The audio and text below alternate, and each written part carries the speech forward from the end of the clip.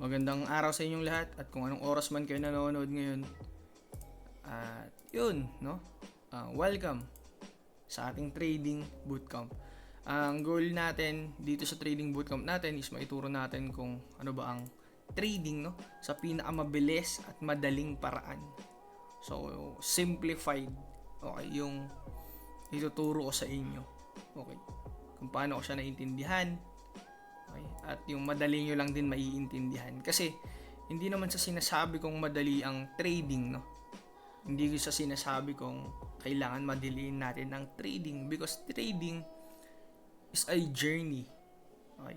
Pero ang point ko dito is, sabi nga ng quote na nabasa ko, is you need to fail fast, you need to learn fast for you to improve fast. Okay? Para mas mapabilis lang yung improvement natin. Okay? Okay ba yan? So, see you sa next video.